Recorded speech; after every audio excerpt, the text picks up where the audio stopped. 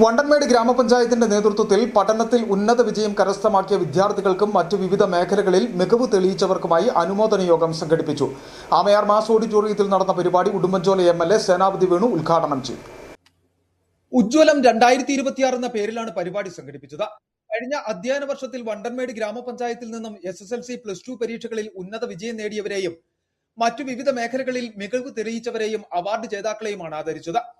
Aiman mass ഓഡിറ്റോറിയത്തിൽ ഗ്രാമപഞ്ചായത്ത് president Susan ജേക്കബിന്റെ അധ്യക്ഷതയിൽ കൂടിയ അനുമോദന യോഗം ഉടുമ്പൻചോല MLA സേനാപതി വേണു ഉദ്ഘാടനം ചെയ്തു.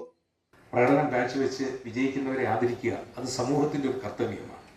അത് ബാക്കിയുള്ളവർക്കൊരു പ്രചോദനവും അവാർഡ് കിട്ടിയ ആൾക്ക് കൂടുതൽ ഉയരങ്ങൾ താണ്ടാനുള്ള ഒരു വഴി കൂടി, അല്ലെങ്കിൽ അവർക്ക് അതിനുള്ള ഒരു ആത്മവിശ്വാസം നൽകുന്നു എന്നുള്ളതാണ് എല്ലാ അവാർഡുകളുടെയും പ്രത്യേകത.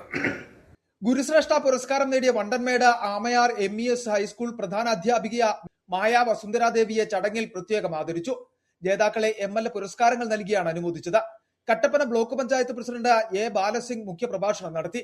ജില്ലാ പഞ്ചായത്ത് അംഗങ്ങളായ മിനി പ്രിൻസ്, ആൻസി ജെയിംസ്, കട്ടപ്പന ബ്ലോക്ക് പഞ്ചായത്ത് ക്ഷേമകാര്യ standing committee chairman Joban Panos, Vandanmedu panchayat വികസനകാര്യ standing committee chairperson Lakshmi R, ആരോഗ്യ വിദ്യാഭ്യാസ സ്റ്റാൻഡിംഗ് കമ്മിറ്റി ചെയർപേഴ്സൺ രമ്യ, ക്ഷേമകാര്യ standing committee chairman Thomas John, മുതിർന്ന പഞ്ചായത്ത് അംഗം GP രാജൻ എന്നിവർ പ്രസംഗിച്ചു.